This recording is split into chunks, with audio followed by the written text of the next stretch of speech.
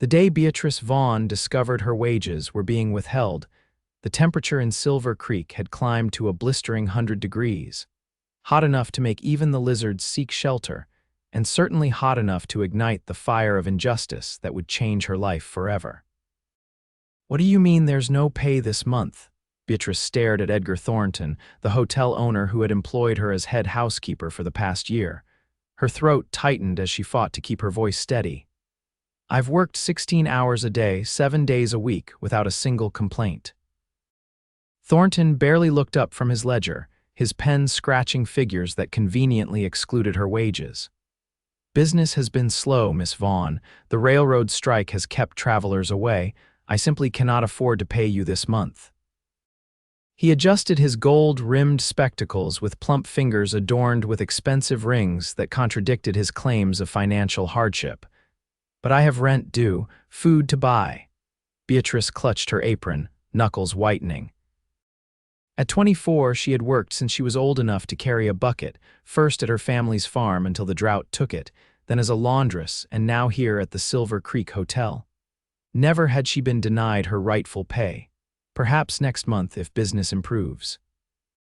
Thornton waved his hand dismissively. "Or perhaps you might consider alternative arrangements for covering your room and board." His eyes traveled down her figure in a way that made her skin crawl. Beatrice stepped back, disgust replacing her shock. "I would sooner sleep in the stables, Mr. Thornton." "As you wish." He returned to his ledger.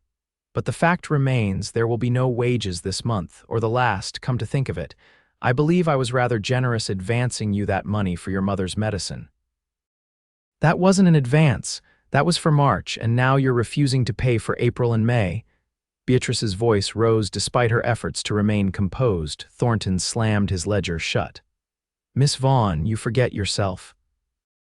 I've provided you employment when no one else would hire a woman with no husband and no family connections in this town.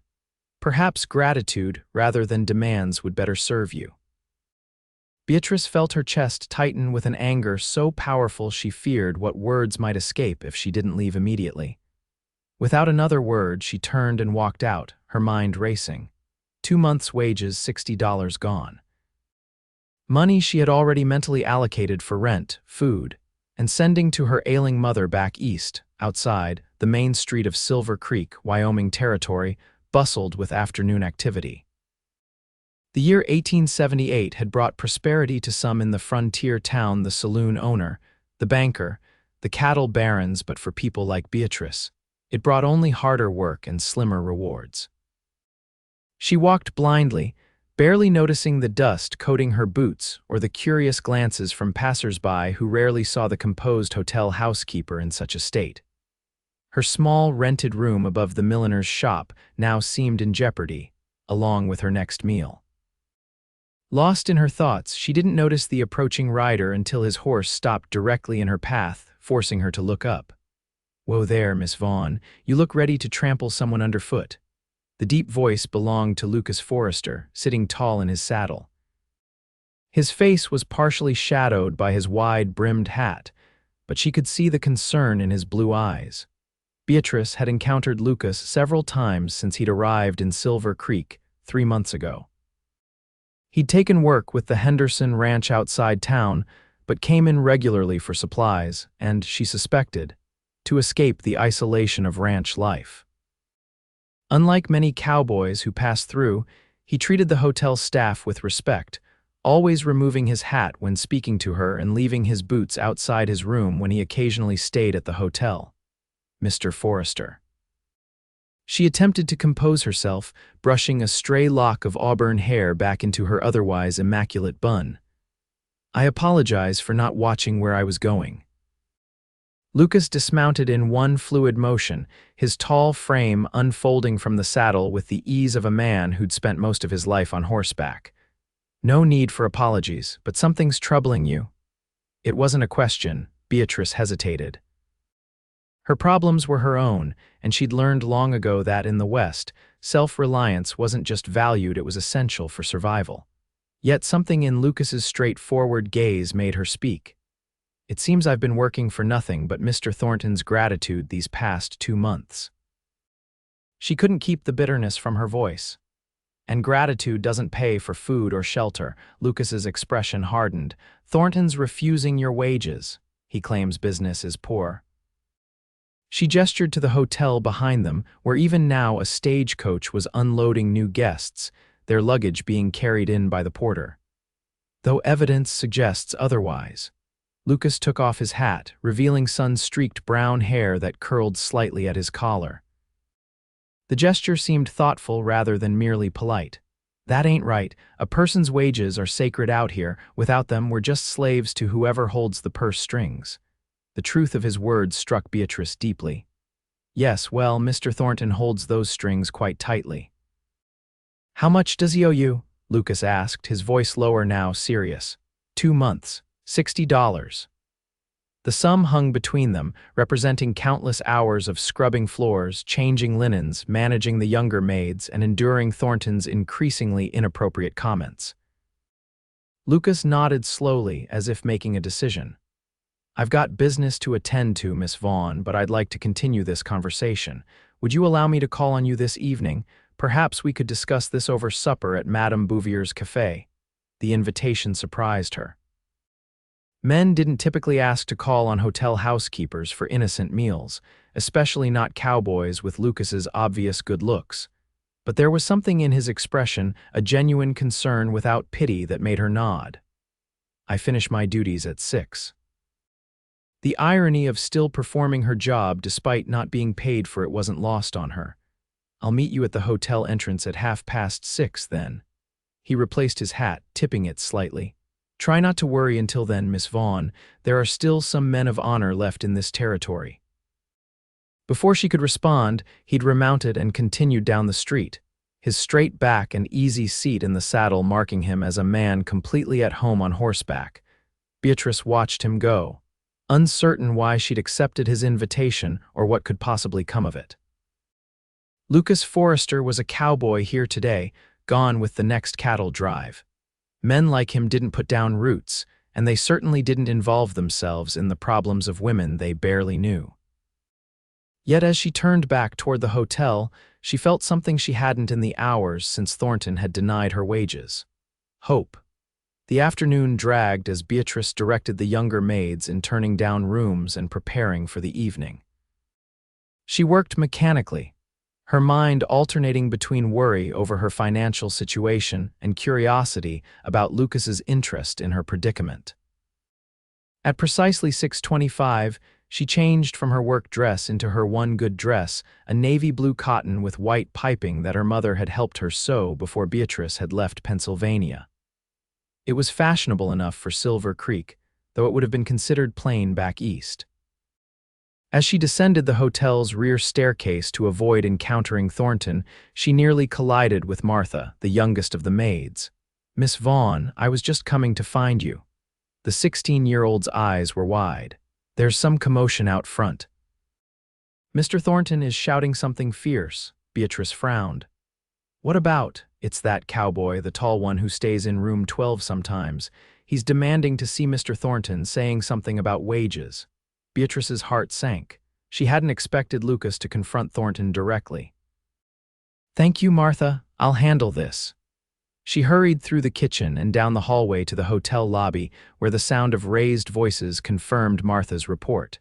As she pushed through the swinging door, the scene before her made her stop short. Lucas stood in the center of the lobby, his hat in his hands but his posture anything but deferential. Thornton faced him from behind the reception desk, his face flushed with anger. Several hotel guests had paused on the stairs to watch the confrontation. This is none of your concern, cowboy, Thornton was saying. My business dealings with my employees are private matters.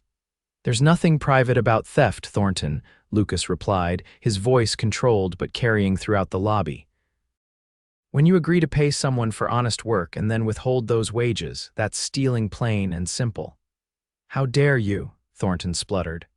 I don't know what lies Miss Vaughn has been telling you, but Miss Vaughn didn't have to tell me anything. Your reputation precedes you. Lucas took a step closer to the desk.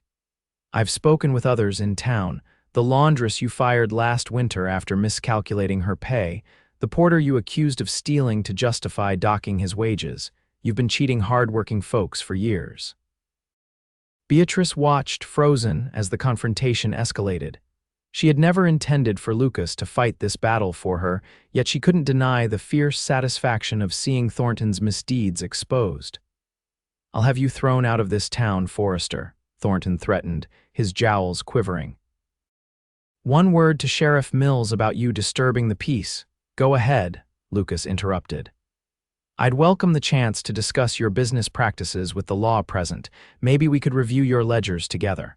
Thornton's face paled slightly, and Beatrice knew Lucas had struck a nerve. The hotel owner was famously protective of his account books. "What exactly do you want, Forrester?" Thornton asked, his voice lower now, aware of their audience. "Miss Vaughn is owed $60 in back wages. You'll pay her now." Lucas's tone left no room for negotiation. "Or what?" Thornton attempted bravado, though his nervous glance toward the watching guests betrayed his unease. Lucas leaned forward slightly, resting his hands on the reception desk. Though his voice remained level, there was steel beneath the words. "Or you'll pay the price." "I've got friends at every ranch within 50 miles. One word from me, and not a single cowhand will step foot in this establishment again. No ranch hands means no business travelers, no cattle buyers. How long do you think the Silver Creek Hotel would last then?" The threat wasn't delivered with raised voice or dramatic gesture, which made it all the more effective. Beatrice watched Thornton's face as he calculated the cost of standing his ground versus giving in. "You're bluffing," Thornton said, but uncertainty had crept into his voice. "Try me." Lucas straightened to his full height. "You know as well as I do that cowboys are loyal to their own. Cross one of us, you cross all of us." The lobby had grown so quiet that Beatrice could hear the ticking of the grandfather clock in the corner. Finally, she stepped forward, unwilling to remain a silent bystander in her own fight. "Mr. Thornton," she said, her voice steady despite her racing heart, "I have worked faithfully for you for over a year. I've never been late, never complained about the long hours or extra duties.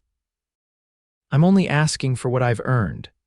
Thornton's eyes darted between her and Lucas, then to the gathering audience on the stairs. With visible reluctance, he reached beneath the counter and pulled out a strongbox. "This is highway robbery," he muttered as he counted out bills. "No," Lucas replied quietly, "this is justice."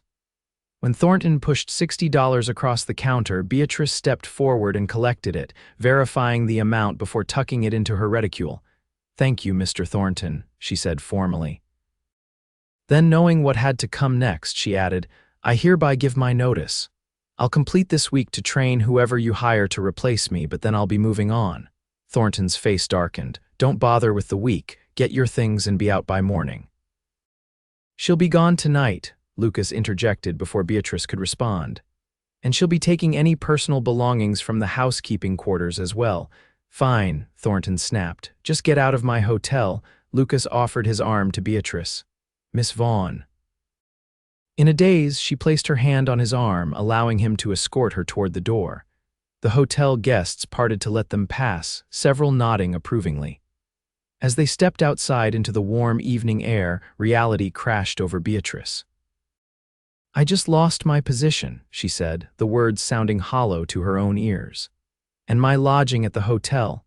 Lucas guided her to a bench beneath the awning of the general store next door. "I'm sorry if I overstepped. I didn't intend to cost you your job." Beatrice shook her head. "No, you didn't cost me anything. I couldn't have continued working there after this." She looked down at her reticule, feeling the weight of the money inside her money, earned through honest labor. "Thank you for standing up for me. No one should be robbed of their due, especially not someone who works as hard as you do." His voice had lost the hardness it had carried in the hotel, returning to the gentle tone she'd first noted. "How did you know? About the others, I mean." Lucas smiled slightly. "Cowboys talk. So do stable hands, shopkeepers, and anyone else who's been in this town long enough to know Thornton's ways. I just started asking questions after I saw you earlier."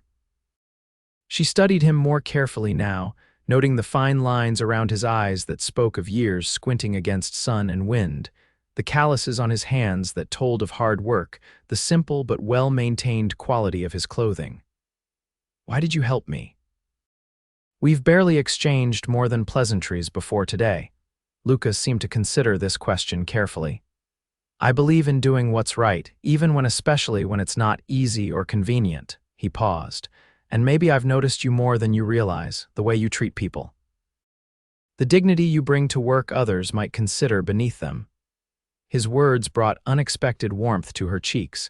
Before she could formulate a response, he continued, but now we have more pressing concerns. You need lodging for tonight. I have a friend who works at the dressmaker's shop, Beatrice said, though even as she spoke, she knew Ellen's tiny room above the shop could barely accommodate one person, let alone two. As if reading her thoughts, Lucas shook his head. I've taken a room at Mrs. Holloway's boarding house while I'm in town this week. She mentioned having a vacant room her last boarder left for Denver 2 days ago. It's small, but it's clean and respectable. I couldn't impose, it's no imposition. Mrs. Holloway runs the finest boarding house in Silver Creek, and she's known for being particular about who stays under her roof. Your reputation would be safer there than anywhere else in town. Beatrice knew he was right. Frances Holloway was a widow of impeccable standing whose boarding house catered to respectable travelers and the occasional longer-term resident like the schoolteacher or the telegraph operator. Very well, she conceded. But first, I need to collect my belongings from the hotel.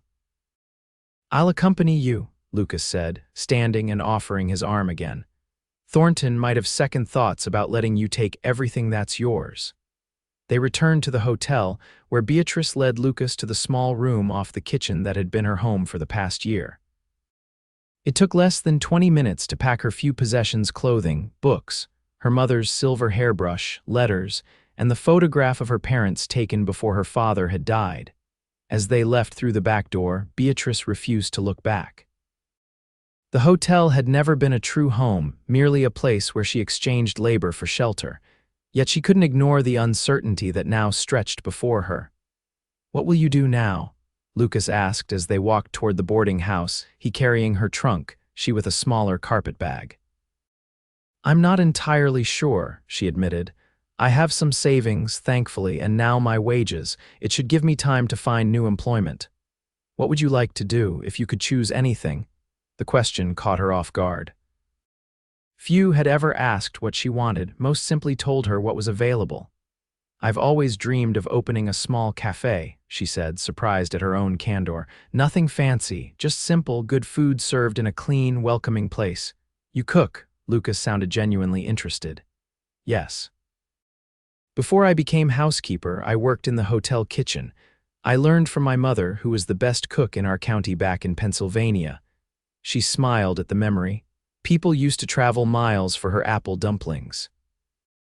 Silver Creek could use a good cafe, Lucas observed as they turned onto Maple Street, where Mrs. Holloway's 3-story boarding house stood with its neat white fence and well-tended garden. The options are limited to Madame Bouvier's, which is fine but expensive, and the saloon, which isn't suitable for a lady dining alone. Opening a cafe takes capital, Beatrice said practically. More than I have saved, but perhaps someday. They had reached the boarding house gate. Lucas set down her trunk and faced her. Miss Vaughn, I've taken the liberty of speaking with Mrs. Holloway already. She's expecting you and has agreed to hold the room for a week, paid in advance. You paid for my room. Beatrice stared at him in disbelief. Consider it an investment in Silver Creek's future cafe owner, he said with a slight smile. You can repay me when you're established if it makes you feel better. Beatrice felt conflicted. On one hand, she valued her independence fiercely. On the other, the practicality of having secure lodging for a week while she sorted out her future was undeniable. That's very generous, Mr. Forrester. Lucas, please. Lucas. The familiarity felt strange but not unwelcome. I accept your help, but I insist on repaying you as soon as I'm able. As you wish. He picked up her trunk again. Shall we? Mrs. Holloway greeted them at the door, her silver-streaked dark hair pulled into a neat bun, her manner warm but dignified. Miss Vaughn, welcome to my home. Mr. Forrester explained your situation. Any woman who stands up to Edgar Thornton is welcome under my roof. Thank you, Mrs. Holloway. I appreciate your hospitality on such short notice. It's no trouble at all. I've prepared the blue room for you. It has a lovely view of the garden. She led them up the polished wooden staircase to the second floor. Breakfast is served from 6 to 8, dinner at noon for those who are here, and supper at 6 sharp. I don't lock the doors until 10, but I do appreciate quiet after 9. The blue room was indeed lovely, small but neat, with a brass bed, a washstand, a small dresser, and a rocking chair by the window. It was more comfortable than her quarters at the hotel had been. "This is perfect," Beatrice said sincerely. Mrs. Holloway nodded, pleased. "I'll leave you to get settled. Mr. Forrester, will you be joining us for supper? If it's not too much trouble, madam." "Not at all. 20 minutes." With that, Mrs. Holloway departed, leaving them alone in the room. "I should go," Lucas said, setting her trunk at the foot of the bed. "Give you time to freshen up before supper." "Thank you," Beatrice said, the words feeling inadequate for all he'd done. "For everything?" "You're welcome, Miss Vaughn." "Beatrice," she interrupted, feeling that after the events of the day, formality seemed unnecessary between them. "Beatrice." He smiled, the expression transforming his weather-worn face, making him appear younger. "I'll see you at supper." After he left, Beatrice sat on the edge of the bed, trying to process everything that had happened in the span of a few hours. She had lost her position but regained her wages. She had left familiar lodgings but found more comfortable ones. And she had discovered an unexpected ally in Lucas Forrester, a man she barely knew yet who had fought for her more fiercely than anyone in her life. She changed into a fresh dress, wondering what tomorrow would bring and, for the first time in years, feeling that uncertainty might not be such a terrible thing after all. Supper at Mrs. Holloway's boarding house proved to be the most pleasant meal Beatrice had enjoyed in months. The food was simple but delicious: roast chicken, mashed potatoes with gravy, green beans with bacon, and fresh biscuits, and the company was equally satisfying. Besides Lucas and herself, there was Mr. Patterson, the telegraph operator, Miss Winters, the school teacher, and Mr. Chen, a merchant who supplied goods to the mining camps in the mountains. Conversation flowed easily with Mrs. Holloway, gently guiding topics away from anything too controversial. When Mr. Patterson inquired about Beatrice's sudden arrival, Lucas smoothly mentioned that she was seeking new opportunities after completing her contract at the hotel, sparing her the embarrassment of discussing her confrontation with Thornton. After the meal, the boarders retired to the parlor for coffee. Lucas took a seat beside Beatrice on the small sofa by the window. "You seem more at ease," he observed quietly while the others engaged in a discussion about the upcoming Independence Day celebration. "I am." "It's strange how quickly circumstances can change." She looked down at her coffee cup. "This morning I was worried about making rent. Tonight I'm contemplating new possibilities. Any thoughts on what those possibilities might be?" "A few." Beatrice hesitated, then continued. "Mrs. Holloway mentioned during supper that Widow Jenkins is looking to sell her bakery. Her arthritis has become too painful for her to continue." Lucas nodded. "I've had her bread. She's skilled." "Yes, though her offerings are limited to bread and a few basic pies, I was thinking it might be a starting point, a bakery that could gradually expand to offer more, perhaps eventually become the cafe I mentioned." "That sounds promising. Have you spoken with Mrs. Jenkins?" "Not yet. I thought I might visit her tomorrow." Beatrice sipped her coffee. "It's probably just a dream. I doubt she'd sell to me, and even if she would, I'm not sure my savings would be sufficient." "Dreams have a way of becoming reality with enough determination," Lucas said. "And you strike me as a very determined woman, Beatrice Vaughn."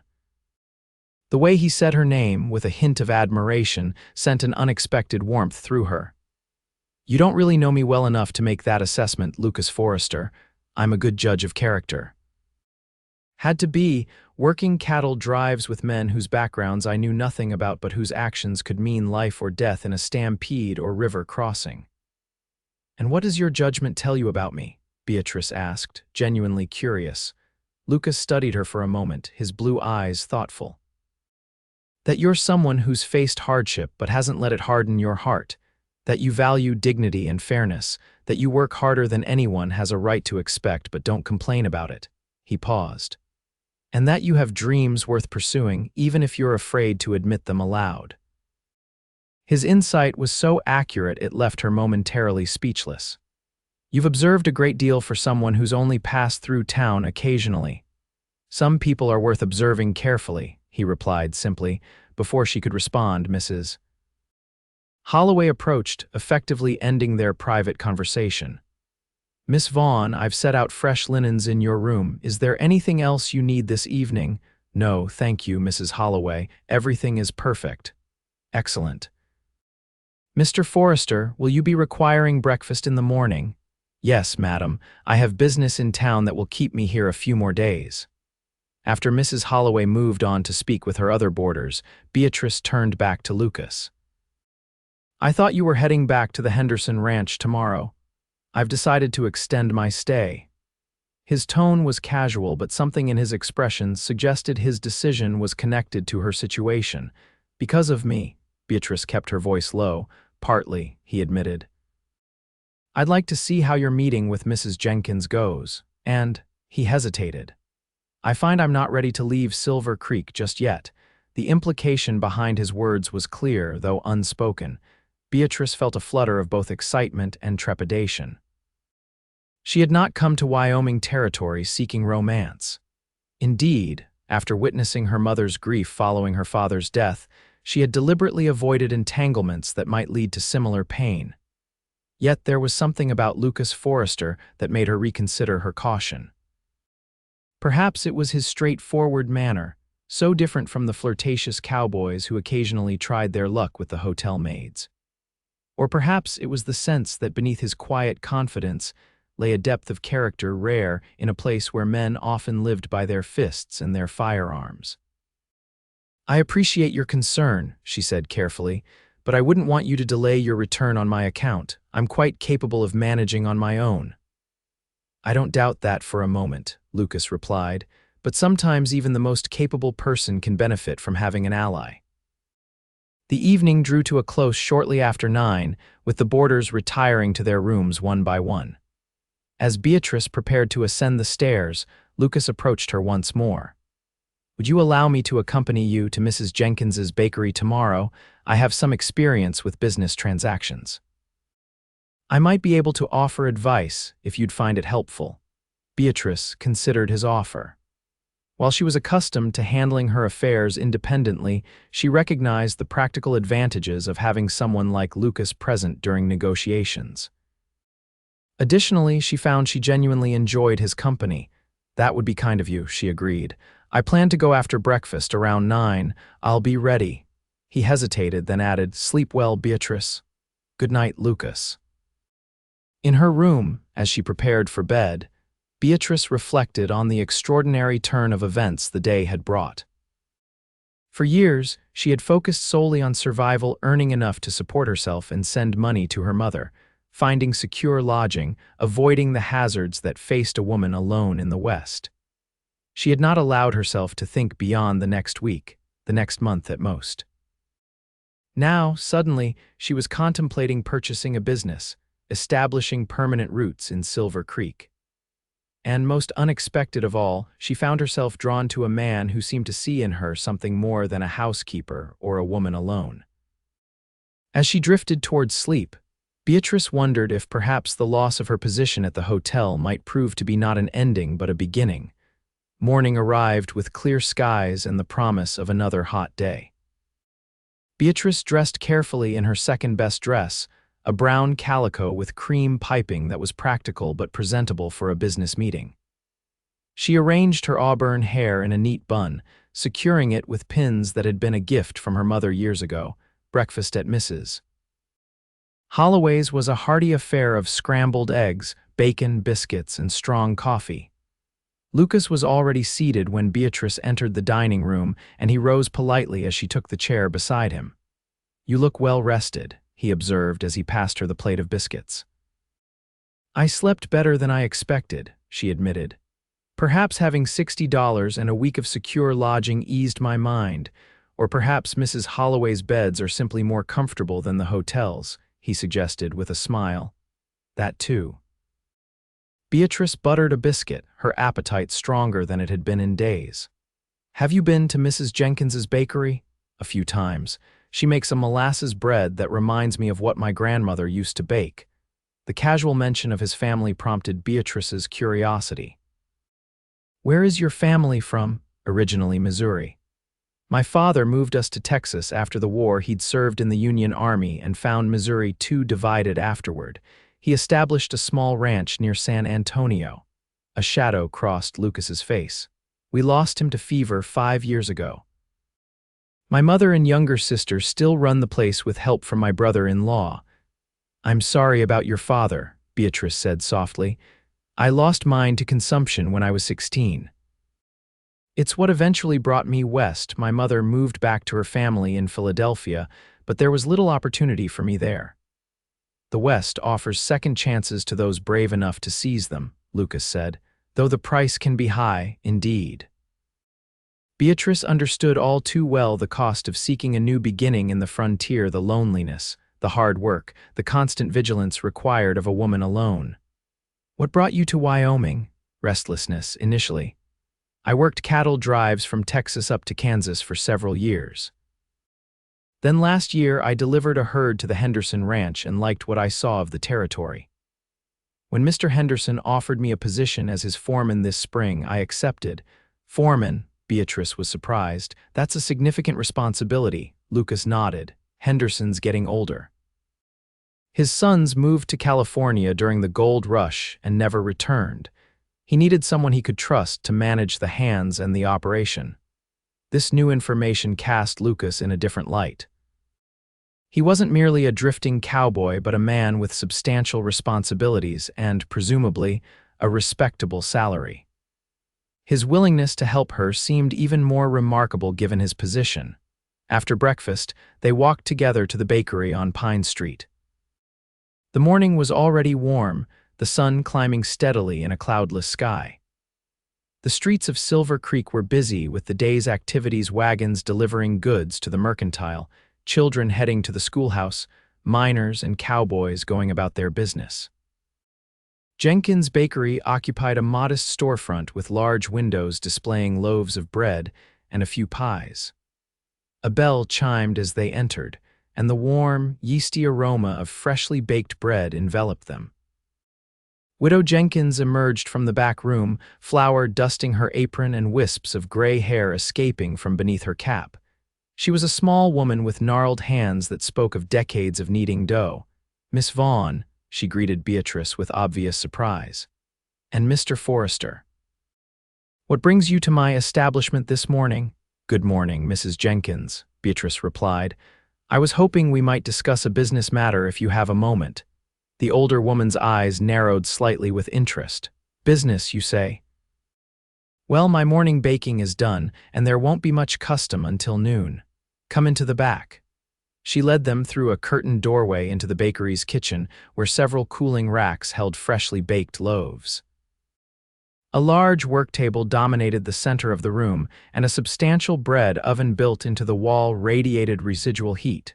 Sit, Mrs. Jenkins instructed, gesturing to a small table in the corner. I'll make some tea. Once they were settled with steaming cups, Mrs. Jenkins fixed her gaze on Beatrice. Now then, what's this business you mentioned? Beatrice took a deep breath. I understand you're considering selling your bakery, Mrs. Jenkins. The widow's eyebrows rose. News travels fast in Silver Creek. Yes, these old hands aren't what they used to be. She flexed her fingers demonstratively, the joints visibly swollen.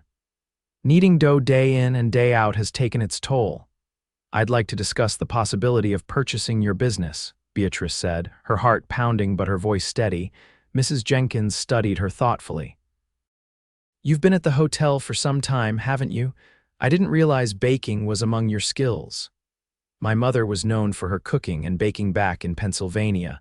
I worked in kitchens before becoming housekeeper at the hotel. Beatrice hesitated, then added, I've always dreamed of having my own establishment, a place that serves good, simple food. And you, Mr. Forrester, what's your interest in this matter? Mrs. Jenkins turned her shrewd gaze to Lucas. I'm here as Miss Vaughn's advisor, he replied smoothly. And I can attest to her work ethic and character, having observed both during my stays at the hotel. Mrs. Jenkins nodded slowly. I won't pretend I'm not relieved to have someone interested. My son in Denver has been after me to sell and join him there, but I didn't want to see my bakery shuttered. Silver Creek needs its daily bread. She sipped her tea. However, there are practical matters to discuss, the price, for one, and your experience, Miss Vaughn, of course. Beatrice set down her teacup. I'd be interested to know what price you had in mind, and I'd be happy to demonstrate my baking abilities if you'd allow it. As to price, I've been asking $800. That includes the building, all equipment and furnishings, and my recipes. Mrs. Jenkins watched Beatrice's face carefully. It's a fair sum, considering the established clientele and the bakery's reputation. Beatrice managed to keep her expression neutral, though inwardly she felt a sinking sensation. $800 was far beyond her means, even with her recovered wages and savings. The building alone is worth that, Lucas commented. Especially with the bread oven already built. Mrs. Jenkins nodded approvingly at his assessment. Exactly so, Mr. Forrester. Building a bakery from scratch would cost considerably more. It's a fair price, Beatrice acknowledged, but I must be honest, I don't have that sum available. Rather than dismissing her immediately, Mrs. Jenkins looked thoughtful. How much could you manage? Beatrice calculated quickly. Her savings amounted to just over $200, plus the $60 she'd recovered from Thornton. Perhaps $300 immediately, she said, with a promise of more over time. Mrs. Jenkins pursed her lips. That's less than half my asking price. What if, Lucas interjected, Miss Vaughn were to pay $300 now and the remainder in installments over, say, 2 years? With interest, of course. Beatrice turned to him in surprise. She hadn't discussed such an arrangement with him beforehand. That would amount to about $25 per month by my calculation, Lucas continued. A reasonable sum from the bakery's profits, I would think. Mrs. Jenkins considered this proposal. It could work, she admitted, provided there was some guarantee of payment. I would draw up a proper contract, Lucas assured her. And perhaps the bakery itself could serve as collateral until the debt is paid. Beatrice found herself both grateful for Lucas's intervention and concerned about the financial commitment he was suggesting on her behalf. Before she could voice her concerns, Mrs. Jenkins spoke again. There's another matter to consider. I'm not selling just any business, Miss Vaughn. This bakery has been my life for 15 years. I need to know it will be in good hands. The older woman's eyes softened slightly. I'd like to see what you can do with flour and yeast before I agree to anything. That seems fair, Beatrice agreed, relieved at the chance to prove herself. Good, come tomorrow at dawn, that's when the real work of a baker begins. Show me what you can do and we'll discuss terms further. As they left the bakery, Beatrice's mind whirled with calculations and considerations. Lucas waited until they were halfway down the street before speaking. You're worried about the payments, he observed. Yes, she admitted. $25 a month is significant. If the bakery doesn't prosper immediately. From what I've seen, Jenkins Bakery does steady business, and with your additional offerings, perhaps those apple dumplings you mentioned, it could do even better. Perhaps. Beatrice wasn't entirely convinced, but taking on such debt is daunting. Lucas guided her to a bench outside the general store where they could continue their conversation in relative privacy.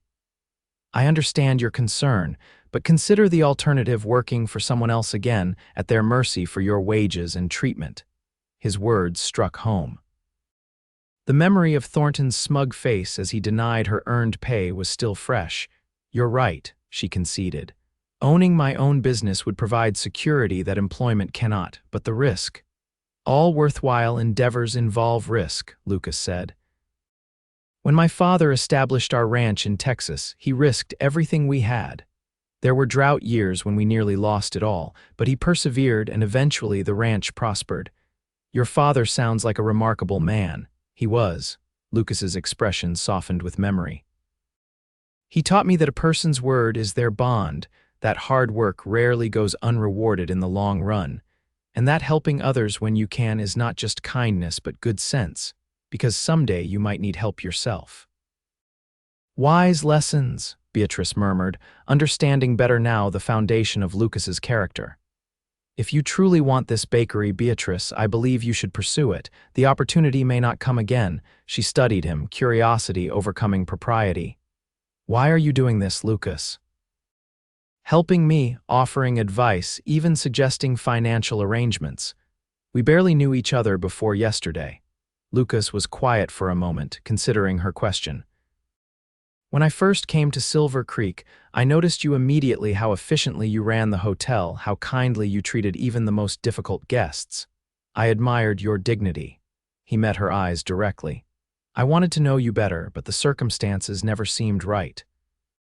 Then yesterday, when I saw you walking down the street looking so troubled, I knew I couldn't let the opportunity pass.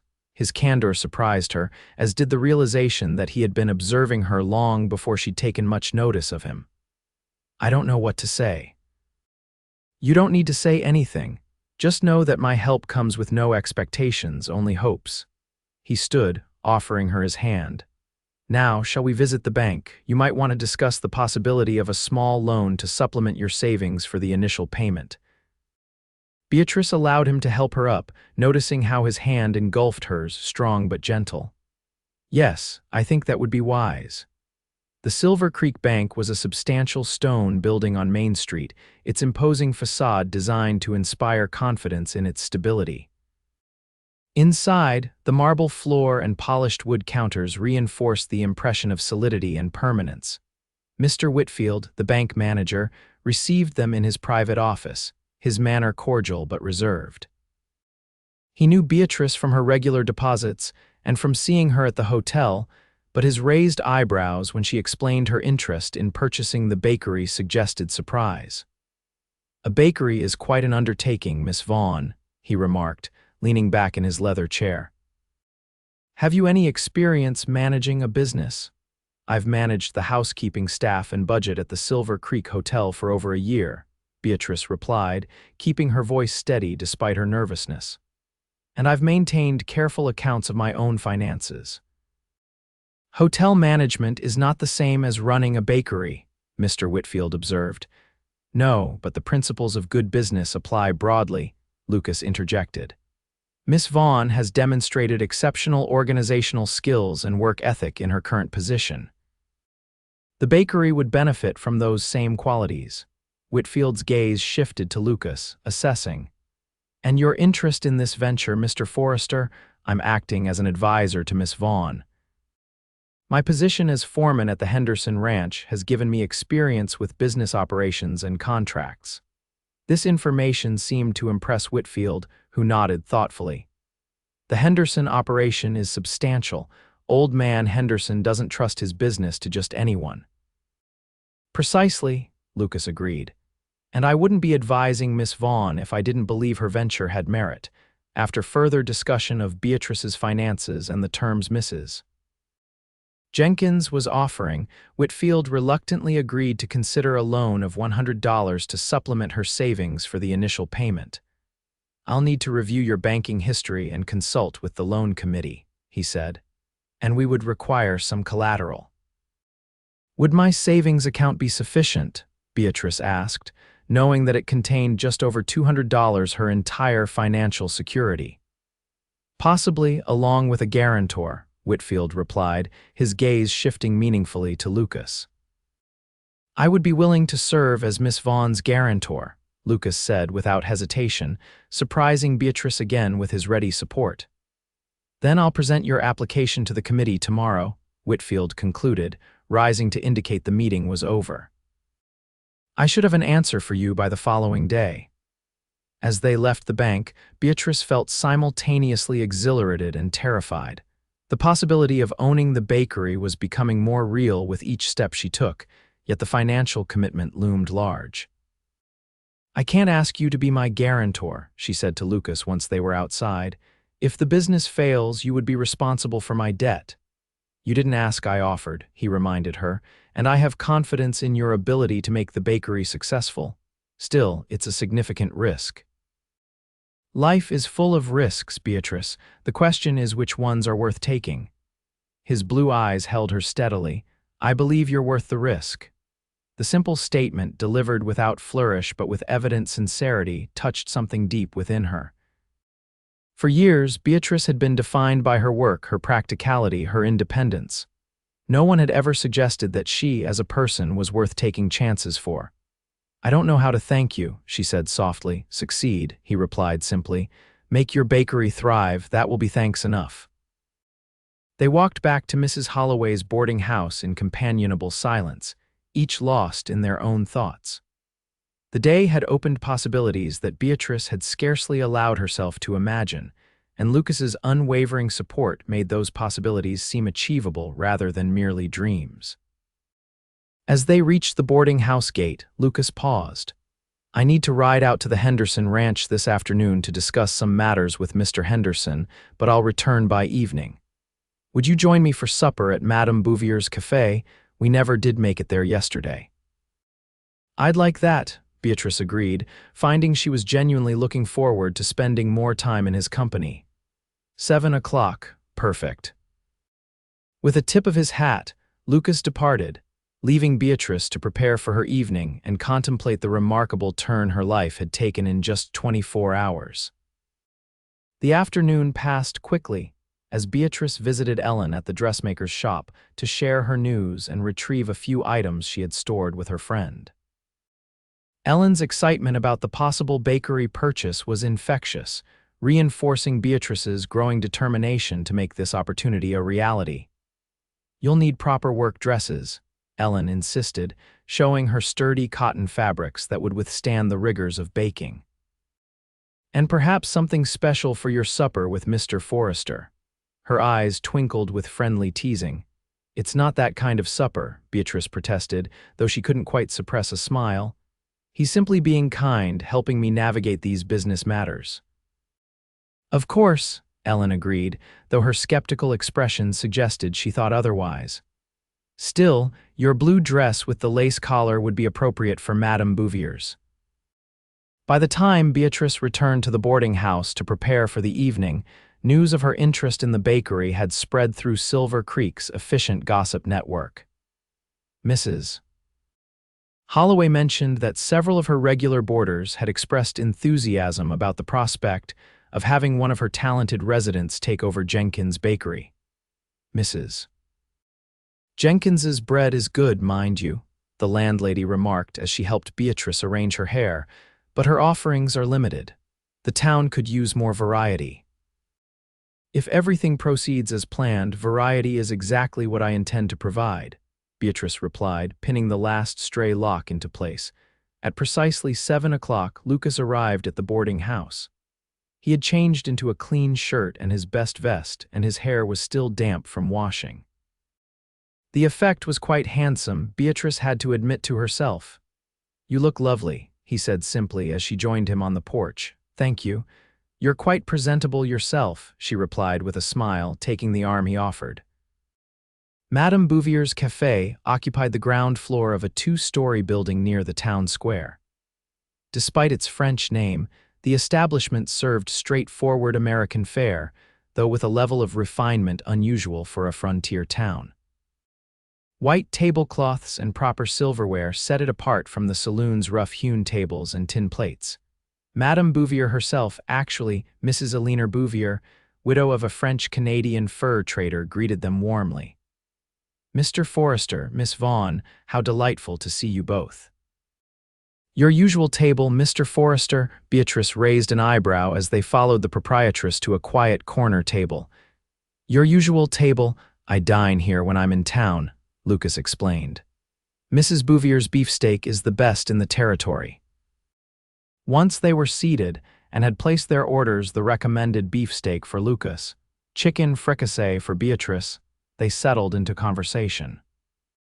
The initial awkwardness that might have existed between relative strangers had dissolved over the course of their shared experiences of the past 2 days. Tell me more about your vision for the bakery, Lucas suggested, genuinely interested. Beatrice found herself describing ideas she had barely acknowledged even to herself. morning pastries for workers heading to their jobs, heartier midday fare like meat pies and savory tarts, special desserts for Sunday dinners. And your mother's apple dumplings, of course, Lucas added with a smile, of course. Beatrice felt a pang of longing for her mother, who would have been thrilled to see her daughter establishing her own business. I've been thinking about the space, too. The bakery has that small seating area that Mrs. Jenkins rarely uses. I could make it more inviting, perhaps some curtains, tablecloths, flowers when available. A place where people would want to linger, Lucas nodded approvingly. Silver Creek needs gathering spots that aren't saloons. Their food arrived, delicious and well presented. As they ate, their conversation continued, moving from business plans to personal histories. Lucas told her about growing up on the Missouri frontier, about cattle drives through Indian Territory, about the satisfaction he found in ranch work. Beatrice shared stories of her childhood in rural Pennsylvania, her father's small farm, her mother's determination to educate her daughter despite limited opportunities for women. She spoke of her journey west, first to St. Louis, then to Denver, and finally to Silver Creek, each move driven by the hope of better prospects. And now you might put down roots here permanently, Lucas observed as they shared a slice of apple pie for dessert. How does that feel? Beatrice considered his question carefully. Exciting. Terrifying, surprisingly right. She met his gaze. I've been moving for so long, always looking for something better. Perhaps what I needed was not a different place but a different position within a place, not employee but proprietor. Not subject to someone else's whims but mistress of your own destiny, Lucas agreed. It suits you. The evening passed too quickly, their conversation flowing easily from topic to topic. When they finally noticed that they were the last patrons remaining in the cafe, both were surprised by how late it had grown. I should get you back to Mrs. Holloway's, Lucas said reluctantly as they stepped outside into the cooler night air. You have an early appointment with Mrs. Jenkins tomorrow. The reminder of her dawn baking test brought both excitement and nervousness. Yes, I should prepare and rest. Tomorrow is important. As they walked through the quiet streets, Beatrice found herself hoping that the evening wouldn't end too quickly. Something had shifted between them during supper, a connection deepening from friendly assistance to genuine affinity. I was thinking, Lucas said as they neared the boarding house, if things proceed well with Mrs. Jenkins and the bank, you'll need help preparing the bakery for your new offerings. I'm handy with tools. I could assist with any modifications you might want to make. That would be very kind, Beatrice replied, touched by his continued willingness to help. Though I wouldn't want to impose on your time, surely your duties at the Henderson Ranch keep you busy. I arrange my own schedule as foreman, he explained. And Mr. Henderson is understanding. He's pleased to have me establishing connections in town. It's good for ranch business. They had reached the boarding house gate. Beatrice turned to face him, the light from the porch lantern illuminating his features. Lucas, I don't quite know how to express my gratitude for everything you've done. 2 days ago, I was at my lowest point since coming to Silver Creek. Now I'm on the verge of achieving a dream I barely allowed myself to acknowledge. You give me too much credit, he replied, his voice soft. I merely created an opening. Your courage, your determination, your willingness to seize the opportunity, those are entirely your own. Still, I'm grateful. They stood for a moment in silence, the night sounds of crickets and distant piano music from the saloon the only interruption. Then, with gentle deliberation, Lucas reached for her hand, holding it lightly between both of his. Beatrice, I hope you know that my interest extends beyond helping you secure the bakery. His gaze held her steadily. I've admired you from afar for some time. These past 2 days have only confirmed what I suspected, that you are a woman of remarkable character and strength. Beatrice felt her pulse quicken at his words and the warmth of his hands around hers. I've come to admire you as well, she admitted. Your kindness, your integrity, they're rare qualities. I'd like to continue seeing you if you're amenable, Lucas said, not just as an advisor but with personal intentions. The formal phrasing made her smile despite the seriousness of the moment. I would like that very much. His answering smile transformed his face, crinkling the corners of his eyes in a way that made her heart skip. With exquisite gentleness, he raised her hand to his lips, placing a brief kiss on her knuckles. "Then I'll wish you good night and success with Mrs. Jenkins tomorrow." He released her hand reluctantly. "May I call for you after your meeting?" "Please do," Beatrice replied, already looking forward to sharing the results with him, whatever they might be. She watched him walk away, his tall figure silhouetted against the moonlit street, before turning to enter the boarding house. Mrs. Holloway was nowhere in sight, likely having retired for the evening, for which Beatrice was grateful.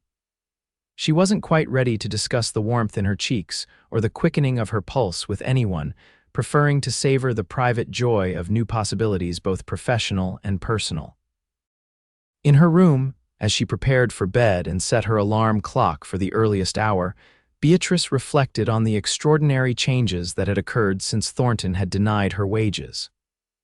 What had begun as a moment of despair had somehow opened a door to unexpected opportunity and connection.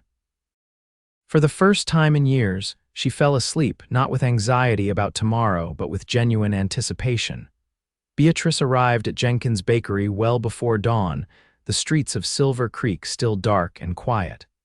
A sliver of light beneath the bakery door indicated that Mrs. Jenkins was already at work inside. Taking a deep breath to steady her nerves, Beatrice knocked. The door opened immediately, as if Mrs. Jenkins had been expecting her. "Right on time," the older woman noted approvingly, ushering Beatrice inside, a baker whose late might as well not bake at all.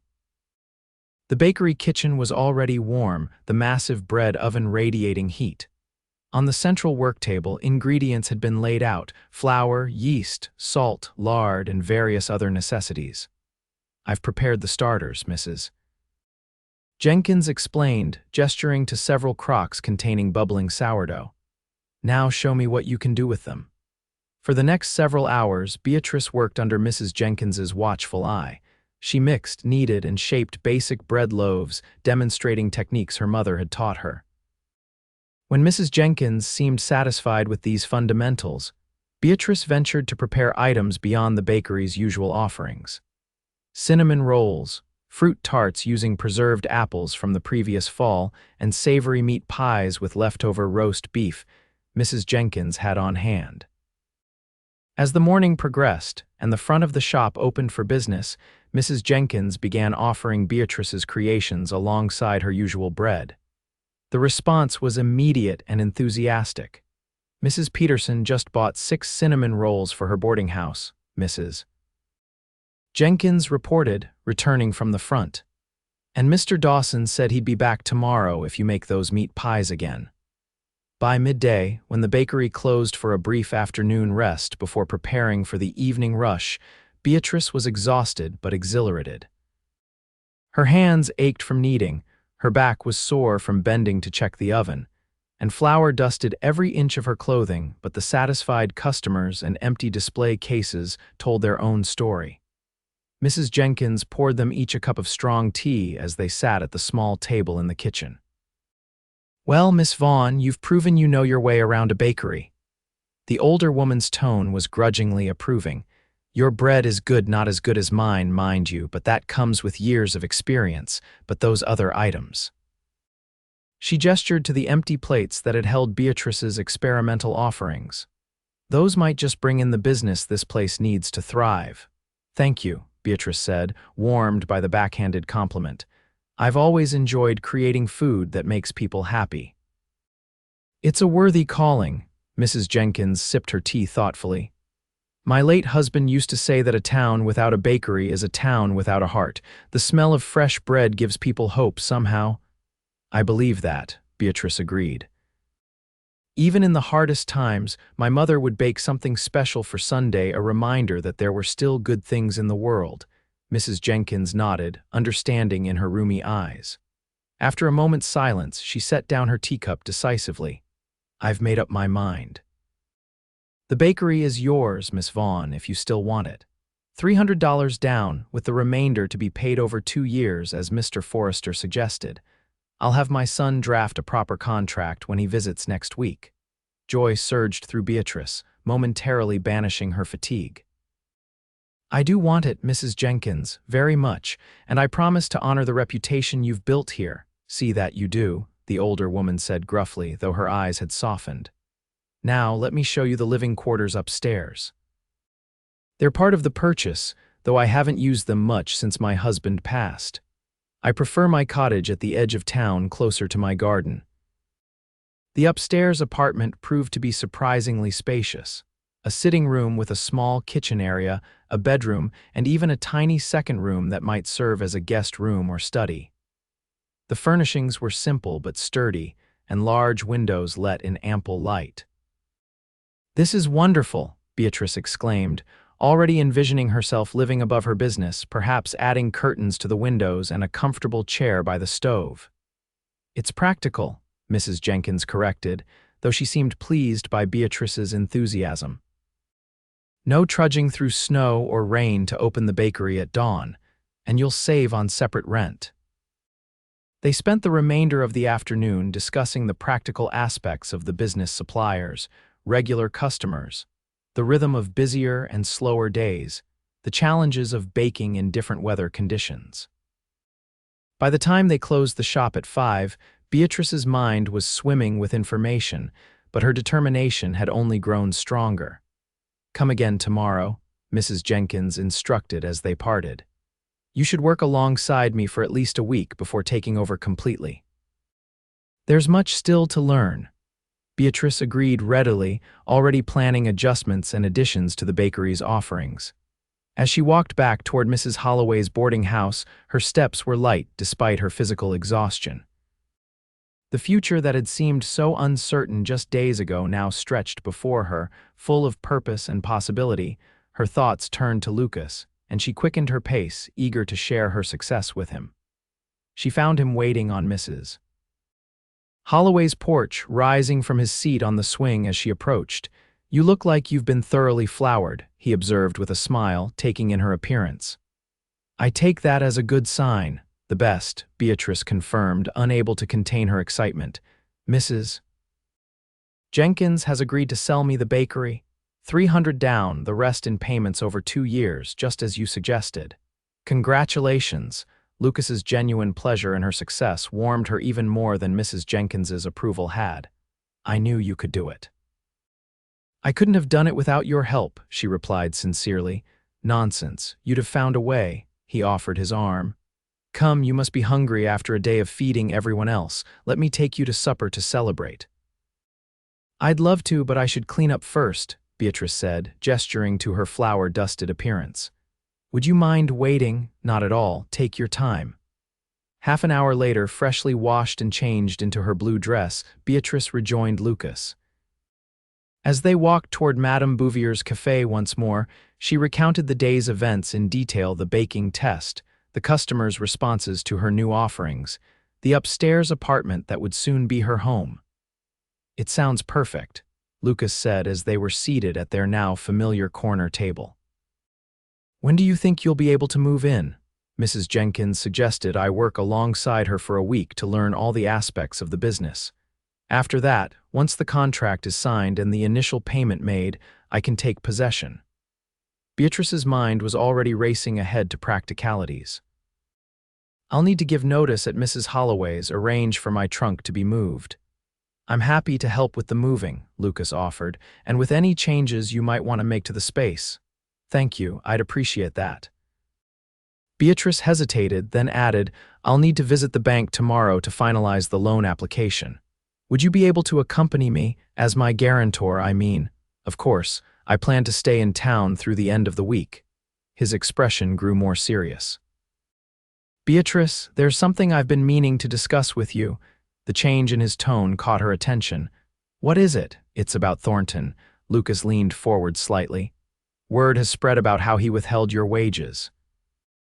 Several other former employees have come forward with similar stories. Sheriff Mills is looking into the matter." "Really?" Beatrice was surprised. She had been so focused on her new opportunity that she'd given little thought to her former employer. "Yes. It seems your stand against him has encouraged others. Martha, the young maid from the hotel, spoke to the sheriff yesterday. Apparently, Thornton has been systematically cheating his staff for years. Poor Martha, she's so young and frightened of losing her position. The sheriff has promised discretion for those still employed at the hotel, Lucas assured her, but he believes there may be enough evidence of fraud to bring charges against Thornton. Beatrice absorbed this information, her feelings mixed. While she was gratified that Thornton might face consequences for his dishonest practices, she was more focused on her own future than on seeing him punished. "I hope justice is served," she said finally, "but I'm ready to look forward, not back." "A wise approach," Lucas agreed.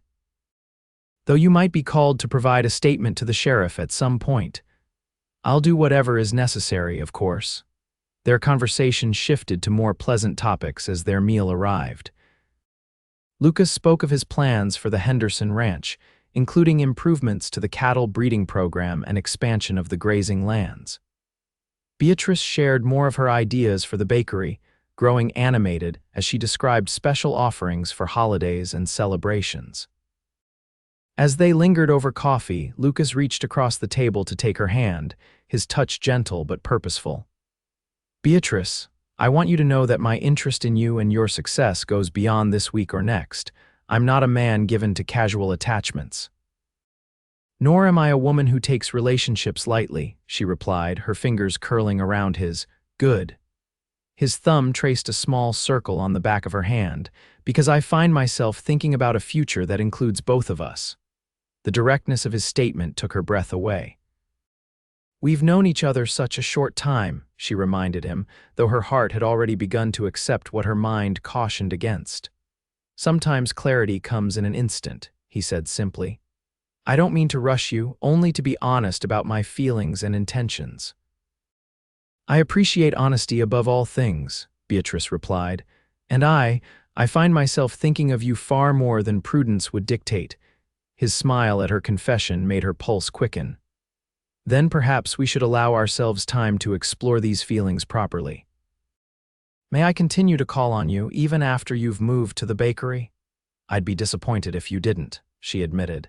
The next week passed in a whirlwind of activity and emotion. Each day, Beatrice worked alongside Mrs. Jenkins, absorbing everything the experienced baker could teach her.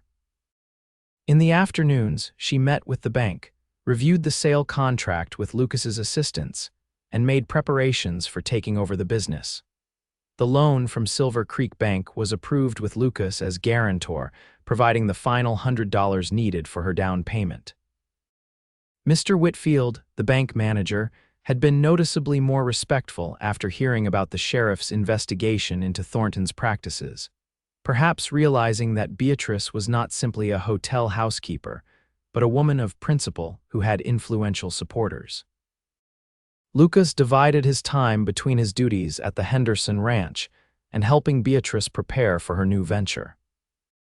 He repaired loose floorboards in the bakery, built additional shelving for the kitchen, and even constructed a larger display case for the expanded offerings Beatrice planned to introduce. Their time together strengthened the connection that had formed so rapidly between them. They discovered shared values, complementary temperaments, and a mutual respect that formed a solid foundation for their growing affection. By the end of the week, all arrangements were in place. Mrs. Jenkins's son had arrived from Denver to finalize the sale, bringing with him a properly drafted contract that protected both parties' interests. With Lucas at her side, Beatrice signed the document and handed over $300, the first significant investment of her life. "The bakery is yours, Miss Vaughn," Mrs. Jenkins announced, a hint of emotion in her voice despite her usual brusque manner. "May it bring you as much satisfaction as it has brought me." "Thank you, Mrs. Jenkins. I promise to honor your legacy here." Beatrice's own voice wavered slightly as the significance of the moment washed over her. The following day was Sunday, traditionally a day of rest even for bakers after the morning bread was done. Beatrice used the time to move her belongings from Mrs. Holloway's boarding house to her new apartment above the bakery. Lucas arrived early with a wagon borrowed from the Henderson Ranch, making quick work of transporting her trunk and the few additional items she had acquired. As they arranged her possessions in the apartment, Beatrice was struck by how natural it felt to have Lucas there, helping to create her new home. His presence filled the space with warmth and possibility. "It's coming together nicely," he observed as they placed her books on a shelf he had mounted the day before. "Yes, it is." Beatrice looked around the sitting room, satisfaction flooding through her. "I can hardly believe it's mine." "Believe it," Lucas said, moving to stand beside her. "You've earned this, Beatrice." She turned to face him, overcome with gratitude not just for his practical help but for his unwavering belief in her. "Thank you for everything, Lucas. I don't think I would have had the courage to pursue this without your support." "You underestimate yourself," he replied softly. "You've always had the courage. Perhaps what I offered was simply permission to use it." The insight was so accurate that it momentarily took her breath away. "Perhaps," she conceded, "but that doesn't diminish its value." They stood close, the morning sunlight streaming through the windows, illuminating dust motes that danced in the air between them. Lucas's expression grew serious, his blue eyes searching hers. "Beatrice, I know it's been only a short time, but I've never been more certain of anything in my life. These past days with you have shown me what I want for my future, and that future includes you if you'll have me." Though she had sensed the direction of his feelings, the clarity of his declaration still surprised her.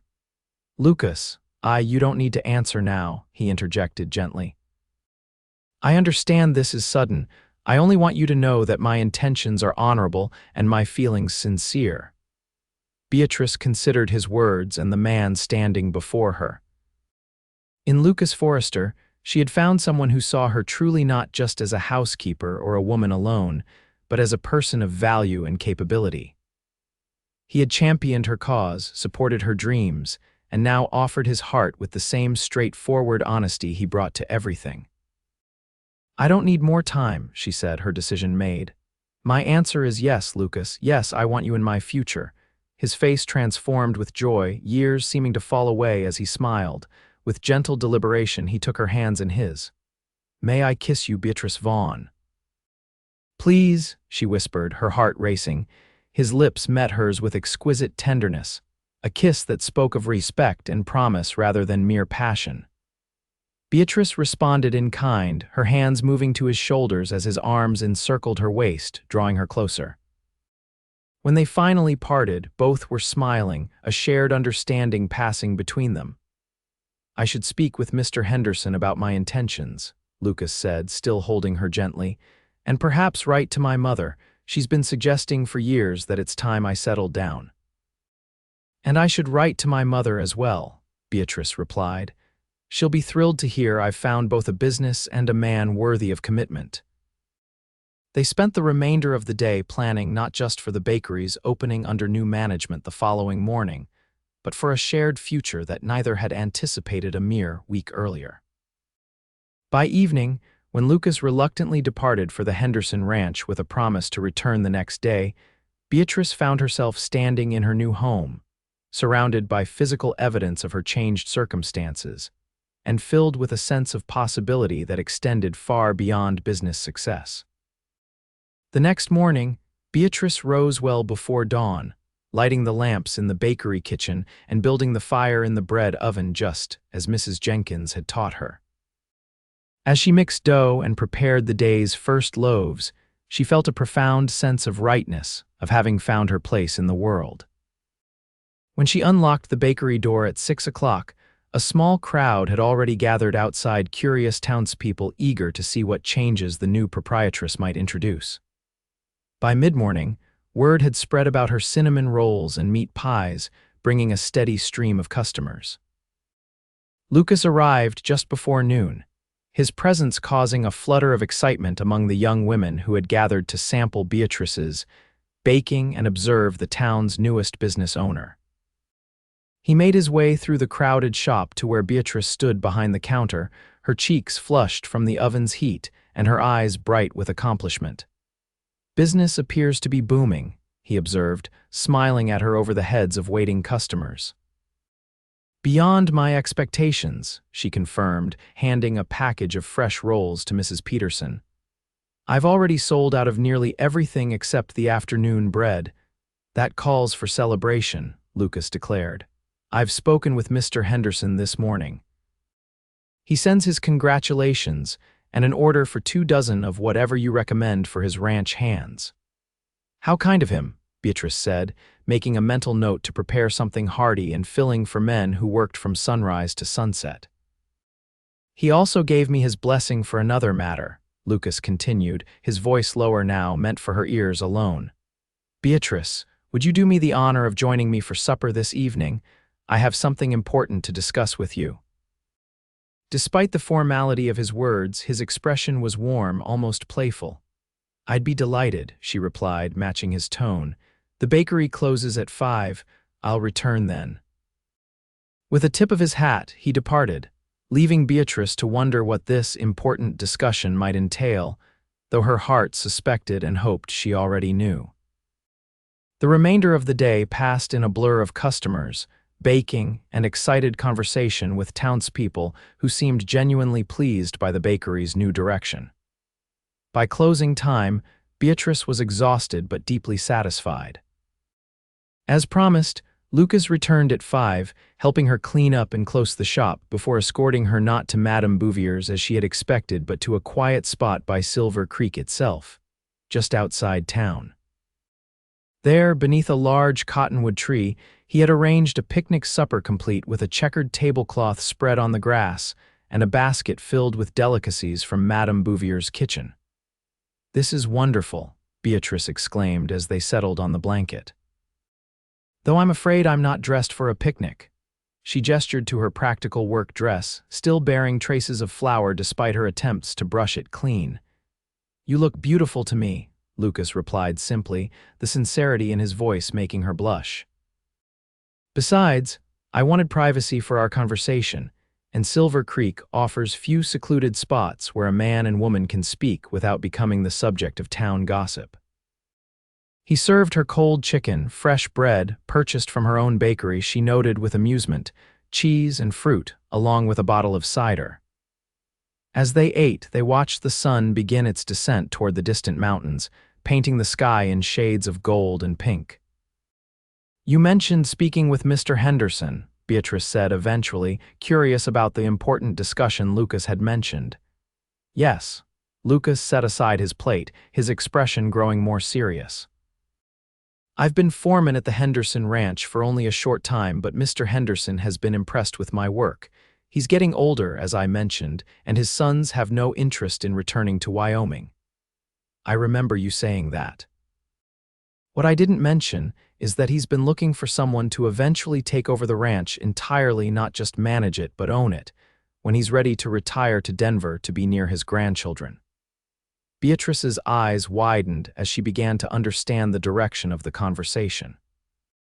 "And he's considering you for that role." "He is." Lucas's gaze held her steadily. "This morning, he proposed a formal arrangement I would continue as foreman, but also begin purchasing shares in the ranch over the next 5 years. By the time he's ready to retire fully, I would own a controlling interest, with the option to buy out the remainder." "Lucas, that's wonderful." Beatrice reached for his hand, genuinely delighted for him. "The Henderson Ranch is one of the most successful in the territory. For him to offer you such an opportunity speaks volumes about his trust in you." "It's more than I ever expected when I came to Wyoming," Lucas admitted.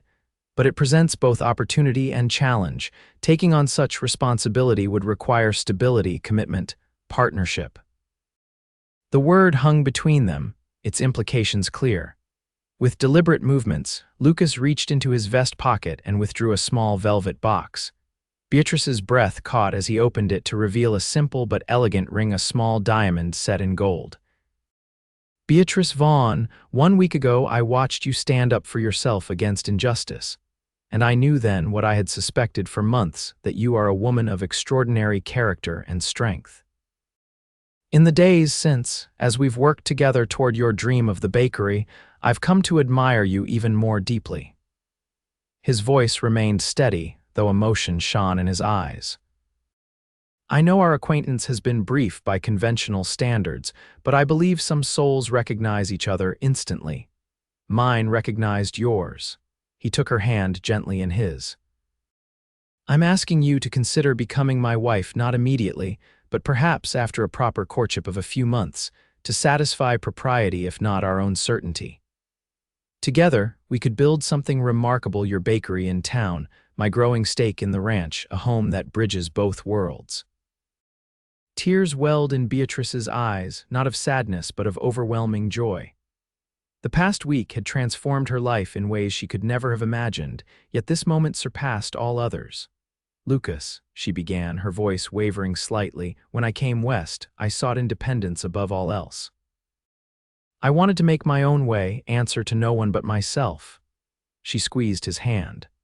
What I've discovered, through your help and kindness, is that true independence isn't about standing alone, it's about choosing who stands beside you. His expression softened with hope as she continued, I would be honored to become your wife, Lucas Forrester. Not because I need a protector or provider, but because I want a partner who respects my dreams as I respect his. Always, he promised, slipping the ring onto her finger. It fit perfectly, as if destined for her hand. We'll build our dreams together, Beatrice. As the sun dipped below the horizon, casting long shadows across the creek bank, Lucas drew her into his arms for a kiss that sealed their commitment not just to marriage, but to a partnership founded on mutual respect and genuine affection.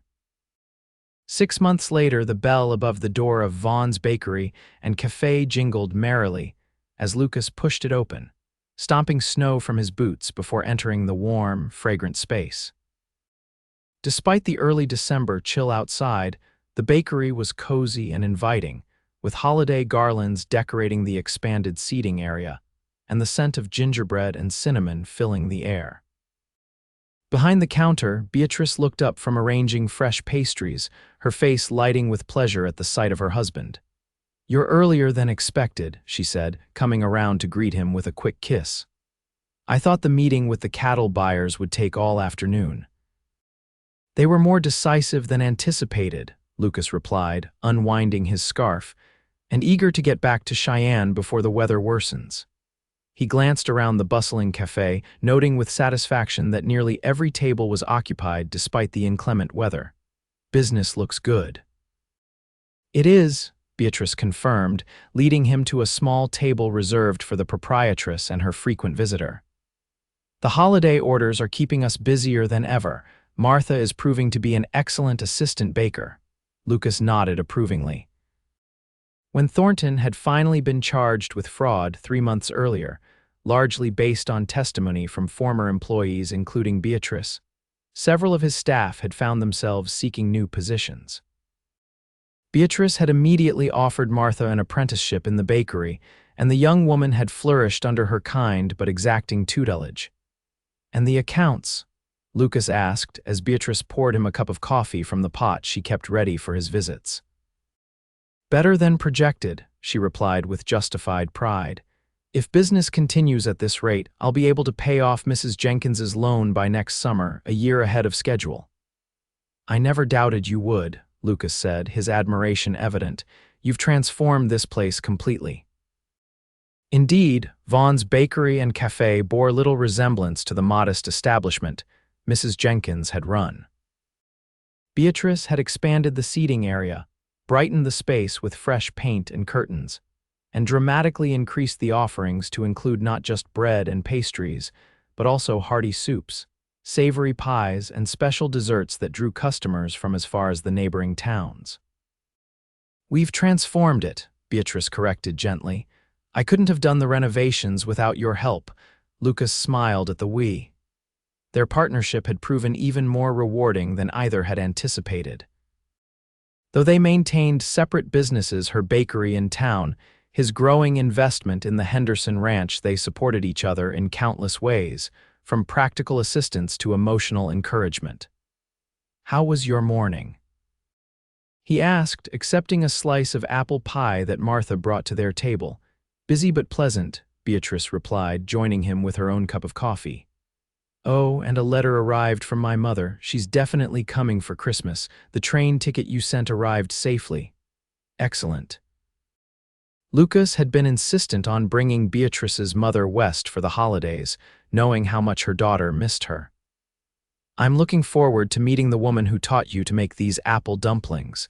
They've made me the envy of every ranch hand in the territory." Beatrice laughed, the sound drawing smiles from nearby customers who had grown accustomed to seeing the handsome rancher and the bakery owner enjoying each other's company. Their wedding 3 months earlier had been the social event of the season in Silver Creek, with seemingly the entire town turning out to celebrate the union of two people who had each, in their own way, contributed to the community's betterment. "I was thinking," Lucas said, his voice lower now, meant for her ears alone, "that we might consider expanding our accommodations before your mother arrives." "What do you mean?" Beatrice asked, puzzled. They had established their home in the apartment above the bakery, which they had gradually furnished to reflect both their tastes, her preference for comfort and warmth, his for craftsmanship and durability. "I spoke with Mr. Jameson yesterday," Lucas continued, referring to the town's premier builder. "The lot next to the bakery is available. We could build a proper house there, connected to the shop but with more space. Perhaps even an extra bedroom or two for guests, or for family." The meaningful look he gave her made her cheeks warm. They had spoken often of children, both eager to start a family when the time was right. "That sounds wonderful," Beatrice said, her hand finding his across the table. "But are you sure we can afford it now?" "With your payments to Mr. Henderson for the ranch shares and my loan to Mrs. Jenkins." "I've calculated carefully," Lucas assured her. "Between your profits here and my salary from the ranch, plus what we've saved these past months, we can manage it comfortably. Besides," he added with a smile, "Mr. Henderson increased my ownership stake yesterday as a year-end bonus. He says I'm exceeding his expectations." "Of course you are," Beatrice said proudly. "You exceed everyone's expectations, Lucas Forrester." As the afternoon light filtered through the bakery windows, casting a golden glow over the festive decorations and contented customers, Beatrice marveled at how completely her life had changed in just 6 short months. From a housekeeper denied her rightful wages to a successful business owner and beloved wife, her journey had been remarkable by any standard. Yet what struck her most profoundly in quiet moments like this was not the external changes, the bakery's success, her marriage, her standing in the community, but the internal transformation that had accompanied them. She had discovered reserves of courage, creativity, and determination she hadn't known she possessed. And she had found in Lucas not just a husband, but a true partner who valued her independence even as he shared her life. "What are you thinking?" Lucas asked, noting her thoughtful expression. Beatrice smiled, squeezing his hand. "I was thinking that when Thornton refused my wages that day, it might have been the best thing that ever happened to me. If he hadn't, you wouldn't have intervened, and we might never have come to know each other as we have." "Oh, I'd have found a way," Lucas replied with quiet confidence. "I'd been watching you for months, remember? Sooner or later, I'd have found the courage to speak to you properly." "Perhaps," Beatrice allowed, her eyes twinkling. "But I prefer our story as it happened, how you stood up for justice, how you said he'd pay me or pay the price." "And he did pay in more ways than one," Lucas observed, referring to Thornton's recent conviction, which had resulted in fines and community censure that had significantly diminished his standing in Silver Creek. "Yes, he did." Beatrice's satisfaction at this outcome was not vindictive but rooted in a profound belief in fairness. "But more importantly, we found each other, and that's worth more than any wages." As snow continued to fall outside, transforming Silver Creek into a winter wonderland, Beatrice and Lucas remained at their small table, planning their expanded home, discussing Christmas preparations, and occasionally greeting customers who stopped by to chat. Their contentment was palpable, their partnership evident in every exchanged glance and shared smile. In a territory where life could be harsh and unpredictable, they had created a haven of warmth and possibility not just for themselves, but for all who entered their establishments. And in a time when women's options were often limited by convention and circumstance, Beatrice had achieved both independence and connection, proving that one need not come at the expense of the other. As evening approached and the last customers departed, Lucas helped Beatrice close the bakery, a routine they had perfected over months of shared days. Working together to bank the ovens, clean the counters, and prepare for the next morning's baking, they moved in comfortable synchronicity, their actions reflecting the harmony they had found in their lives together. Upstairs in their apartment, as lamplight cast a warm glow over their simple but comfortable furnishings, Lucas pulled Beatrice into his arms, his expression tender. "6 months ago, I watched you walk down the street looking defeated, and something in me couldn't bear it," he said softly. "I never imagined that standing up for what was right would lead to the greatest happiness I've ever known. Nor did I imagine that losing my position would lead me to everything I truly wanted," Beatrice replied, resting her head against his chest. "A business of my own, a home, a husband who sees me as I truly am, and who loves everything he sees," Lucas added, tilting her face up to his. As their lips met in a kiss that spoke of both passion and profound connection, Beatrice knew with absolute certainty that her journey west had led her exactly where she was meant to be, not just to Silver Creek, but to this man, this life, this future full of shared dreams and mutual respect. Outside, snow continued to fall on the small frontier town, blanketing rooftops and muffling sounds until all was quiet except for the occasional jingle of sleigh bells. Inside, warmth prevailed, the physical warmth of home and hearth, and the deeper warmth of a love born from courage, kindness, and the unshakable belief that every person deserves both justice and joy. For Beatrice and Lucas, it was just the beginning of a lifetime of building dreams together, one loaf of bread, one cattle drive, one day at a time. And neither could imagine a richer reward for the simple act of standing up for what was right on a hot summer day in Silver Creek, Wyoming Territory.